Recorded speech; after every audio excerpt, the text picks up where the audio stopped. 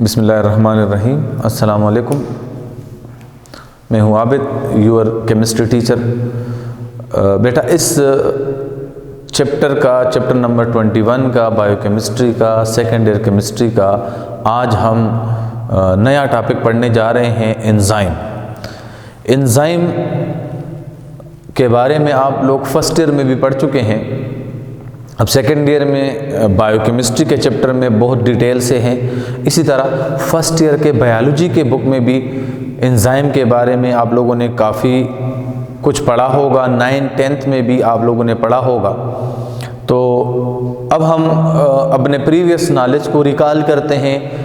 इंशाल्लाह आपको इस लेक्चर में बहुत सारी नई चीज़ें भी मिलेंगी जो आप लोगों को NMDCAT, ईटा या ईकेट, नस्ट, GIK वगैरह जितने भी टेस्ट होते हैं एग्ज़ाम, GIK तो उसमें तो केमिस्ट्री नहीं होती, लेकिन बाकी जितने भी टेस्ट हैं उसमें आप लोग को बहुत ज़्यादा हेल्प मिलेगी। तो क्योंकि एंजाइम टॉपिक एक ऐसा टॉपिक है कि बाज़ लोग तो कहते हैं ये इंतहाई सिंपल टॉपिक है, और मुझे तो पता है एंजाइम क्या है। एंजाइम का मीनिंग समझने से आपको एंजाइम के बारे में पता नहीं चलता। एंजाइम एक क्वाइट कॉम्प्लिकेटेड ऑर्गेनिक कंपाउंड है, इसका बहुत बड़ा रोल है। जिस तरह हमने पढ़ा है protein play a vital role in the survival of organism, same like that enzyme are also quite necessary element for the element mean के एक कंपाउंड है, एक आंसर है, ठीक है, नेसेसरी थिंग है for the survival of organisms. अभी जब हम पढ़ेंगे एंजाइम के बारे में तो आप लोगों को रियलाइज हो जाएगा कि why we use enzyme and what is the role of enzyme and what are the necessary condition for the activity of enzyme and what kind of activity is performed by enzyme within the body of living organism। और इससे यह अंदाज़ा हो जाएगा कि ये कितना अहम कंपोनेंट है। अल्लाह रब्बुल इज़्ज़त ने जो चीज़ें बनाई हैं उसमें मतलब ये नहीं है कि कोई भी चीज़ ज़रूरी नहीं है, कार्बोहाइड्रेट ज़रूरी नहीं है, प्रोटीन ज़रूरी है, नहीं, कार्बोहाइड्रेट का अपना रोल है। That is known as fuel of life.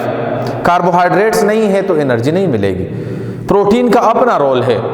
Protein का रोल हमने पढ़ लिया है, physiological activities, metabolic activities, different activities हम उसकी वजह से परफॉर्म करते हैं।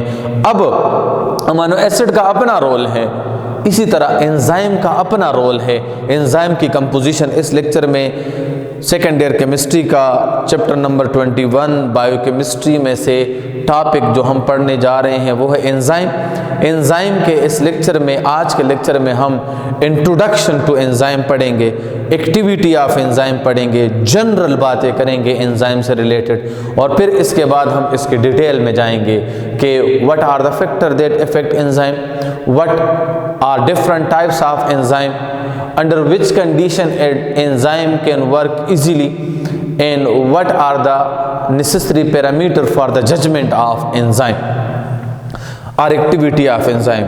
so बेटा, फर्स्ट आपको मैं बताता चलूँ कि एंजाइम क्या चीज़ है। तो एंजाइम का इंट्रोडक्शन हम डिस्कस करते हैं कि व्हाट इज एंजाइम। एंजाइम का नेचर क्या है। Enzyme is basically protein in nature.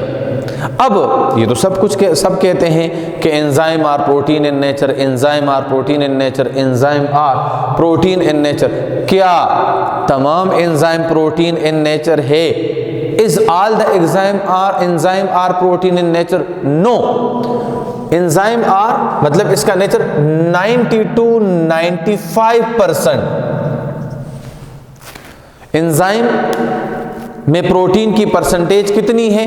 90 to 95%। Enzyme किस चीज़ पर मुश्तमिल होता है? 90 to 95% एंजाइम जो है वो प्रोटीन पर मुश्तमिल होते हैं। और मतलब क्या है? It is mostly composed of protein. 90 to 95% इसमें प्रोटीन होता है, और 5% एंजाइम में राइबोसोम्स होता है। Ribozymes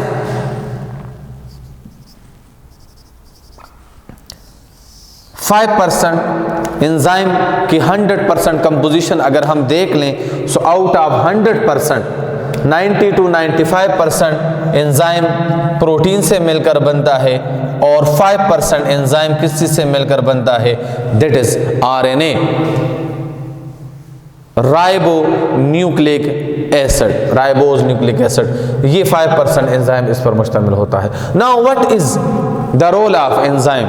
so enzyme act as a organic catalyst. कौन सा catalyst? Enzyme act as a organic catalyst. Organic catalyst हम इसको क्यों कहते हैं? Because it is composed of organic compound, क्योंकि ये देखिए किस चीज से मिलकर बना है, प्रोटीन और राइबोजाइम से। तो प्रोटीन भी ऑर्गेनिक इन नेचर है, आरएनए, राइबोजाइम्स भी ऑर्गेनिक इन नेचर है, इसलिए हम एंजाइम को क्या कहते हैं? It is organic catalyst. Inorganic catalyst किसको कहते हैं? इनऑर्गेनिक तो आपको पता है, आयरन, हम यूज करते हैं copper, nickel, zinc, aluminium oxide या एल्यूमिनियम ट्राइक्लोराइड एटसेट्रा, ये कैटलिस्ट हम यूज करते हैं। These are inorganic catalyst. Enzyme की कंपोजिशन में ये चीजें सब कुछ शामिल है, मगर एंजाइम कौन सा कैटलिस्ट है? It is inorganic catalyst, means that it is complex organic compound, complex organic compound. Enzyme क्या है? ये कॉम्प्लेक्स ऑर्गेनिक कंपाउंड है, जिससे इसका रोल क्या है? इसका रोल ये है कि ये biochemical reaction with in the body of living organism perform होते हैं। नाउ इस बायोकेमिकल रिएक्शन के लिहाज से हम क्या हासिल कर सकते हैं? हम हासिल कर सकते हैं energy in the form of ADP and ATP. जिस तरह एक रिएक्शन हो रहा है, मिसाल के तौर पर ग्लूकोज प्लस एटीपी, तो ये कन्वर्ट हो जाता है क्या? ग्लूकोज 6 फास्फेट प्लस एडीपी, ठीक है। नाउ यहां पर जो एंजाइम यूज होता है वो है ग्लूकोकाइनेज।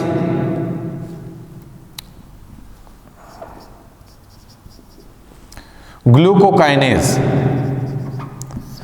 ये एंजाइम यहां यूज होते हैं, ठीक है। तो एंजाइम के लिहाज से हम एनर्जी हासिल कर सकते हैं, वेरियस कंपाउंड को सिंथेसाइज कर सकते हैं, synthetic, protoplasmic and other substances, मतलब वेरियस सब्सटेंसेस को हम सिंथेसाइज कर सकते हैं, स्ट्रक्चर मटेरियल हासिल कर सकते हैं, digestion, absorption and assimilation of food enzyme की वजह से होता है। मींस दैट एंजाइम की वजह से क्या क्या हो सकता है? एंजाइम हमारे बॉडी में जो बायोकेमिकल रिएक्शन होते हैं उसके रिजल्ट में हमें एनर्जी हासिल होती है, जिस तरह के ये आप लोग रिस्पायरेशन प्रोसेस में आप देखते हैं। इसी तरह synthesis of various protoplasmic substances होते हैं, इसी तरह स्ट्रक्चर मटेरियल्स हम हासिल करते हैं, इस तरह डाइजेशन और एब्जॉर्प्शन ये वगैरह होता है, इस तरह एसिमिलेशन ऑफ फूड एंजाइम के लिहाज से जो हमारे बॉडी में बायोकेमिकल रिएक्शन होते हैं उसके लिहाज से हम एंजाइम से ये चीज़ें हासिल कर सकते हैं एंजाइम की मौजूदगी में। इसी वजह से मैंने यहाँ पर एक नोट लिखा है, these and so many other compound are so many biochemical reaction contain special kind of protein, that special protein ये जो काम हो रहे हैं energy synthesis, synthetic protoplasmic and other substances, structure material, digestion, absorption, assimilation of food, need all these things, need a special types of protein that is known as enzyme. मतलब क्या हुआ? इसको प्रोटीन क्यों कहते हैं? क्योंकि it is composed of 90 to 95% protein, 5% इसमें ribozymes होते हैं, ठीक है। अब इसका मतलब क्या हुआ? अगर हम एंजाइम को डिफाइन करना चाहें, so how you can define the enzyme? इसका मतलब क्या है? Enzyme is complex organic substance, It is not a simple organic compound because it is composed of protein and protein is the combination of amino acid. Amino acid combine होते हैं large number में तो वो protein बनाते हैं। तो इसी तरह प्रोटीन कॉम्प्लेक्स ऑर्गेनिक कंपाउंड है, इस तरह एंजाइम भी कॉम्प्लेक्स ऑर्गेनिक कंपाउंड है विच अल्टर, आपके बुक में लिखा हुआ है लफ्ज alter, not increase. Alter mean change, change mean increase or decrease, increase or decrease the rate of chemical reaction without altering itself, means that enzyme को हम यूं डिफाइन कर सकते हैं, it is an complex organic compound which change the rate of chemical reaction which are already initiated by the absorption of activation energy. यहां लिखा है ना ऑलरेडी इनिशिएटेड, किस तरह इनिशिएट होते हैं? By activation energy. किसी भी केमिकल रिएक्शन के लिए हमने पढ़ा है कौन कौन से फैक्टर जरूरी है? That is collision, another is activation energy, third one is शाबाश ओरिएंटेशन। ये हमने किस चीज में पढ़ा है? ये हमने पढ़ा है collision theory of reaction rate, ठीक है, कोलिजन थ्योरी में हमने पढ़ा है।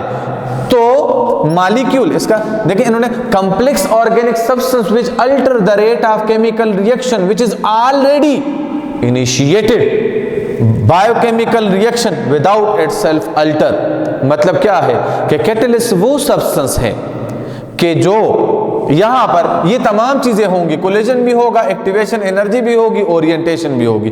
मॉलिक्यूल आपस में कोलाइड हो रहे हैं, कैटलिस्ट की वजह से वो क्या हो जाता है? उसका रेट चेंज हो जाता है। मगर कैटलिस्ट, ये जो एंजाइम है, उस रिएक्शन का पार्ट नहीं होता, मतलब वो प्रोडक्ट में कन्वर्ट नहीं होता। वो जिस तरह यहां ग्लूकोकाइनेज, ये कैटलिस्ट है, ये रिएक्टेंट है, ये प्रोडक्ट है, तो ये इस प्रोडक्ट का हिस्सा नहीं बन रहा। यहां लिखा है ना विदाउट इटसेल्फ अल्टर, मतलब क्या है कि ये रिएक्टेंट का या प्रोडक्ट का हिस्सा नहीं बनता। ये एक रोल प्ले करता है जो इस रिएक्शन को प्रोडक्ट, इस रिएक्टेंट को प्रोसीड कर सके, इस रिएक्टेंट को प्रोडक्ट में इजीली कन्वर्ट कर सके बाय प्रोवाइडिंग, हम बाद में पढ़ेंगे, by providing its active sites, it have specific active sites. अब इसलिए हम कहते हैं कि catalyst is enzyme is complex organic compound which alter the rate of already initiated biochemical reaction, initiated biochemical reaction without itself alter, मतलब without does not take part in the chemical reaction without making the part of the product. Now it should be noted that word organic, अब organic के बारे में हमने इसका सब कुछ तो पढ़ लिया है, लेकिन एंजाइम क्या चीज है? Word enzyme is originated from Greek word, Greek language से ये लिया गया है, जिसकी मीनिंग क्या है? एंजाइम की मीनिंग क्या है? En mean in, with in, zyme mean yeast. असल में एंजाइम क्या है? यीस्ट है, खमीर है, ठीक है। तो यीस्ट में कैटालिटिक प्रॉपर्टीज मौजूद हैं, कैटालिटिक प्रॉपर्टी इसमें मौजूद हैं। तो इसकी कैटालिटिक एक्टिविटी स्टडी करने के बाद यीस्ट को क्या कहा? यीस्ट को कहा enzyme. So it is a Greek word, the meaning of enzyme is with in the yeast, means that yeast have certain properties which change the rate of chemical reaction within the body of living organisms. Now my dear students, ये भी आप देख लें कि ये जो enzyme word है इसकी अदर स्पेसिफिकेशन क्या है? It is soluble in water, it is colloidal in form because the solution of protein is colloidal solution. So enzyme is also protein in nature. That's why its solution is also known as colloidal solution. It is organic catalyst produced by living cell, but they are capable of acting independently of the cell. ये organic substance है, cell living cell के जरिए ये generate होता है, but they are capable of acting independently of the cell. Furthermore, we can say that enzyme can be precipitated by usual protein precipitating agent. हम इसको precipitate कर सकते हैं जिस तरह के हम प्रोटीन को precipitate करते हैं, वो हमने मेथड पढ़ा है salting out वाला. Non, it is furthermore protein enzyme are non-hydrolyzable with nitrogen content of about 16%. ये MCQs में आता है. Enzyme are non-hydrolyzable with hydrogen content about how much? It is about 16%. तो बेटा ये हो गई है इंट्रोडक्शन ऑफ एंजाइम. एंजाइम के लिहाज से हमने ये बातें पढ़ ली हैं. इसके बाद हम आगे जाएंगे नेक्स्ट लेक्चर की तरफ, जिसमें हम पढ़ेंगे working of enzyme, factor affecting enzyme, और उससे रिलेटेड इंफॉर्मेशन आप लोगों के साथ में शेयर करूंगा. तब तक के लिए अल्लाह हाफ़िज़.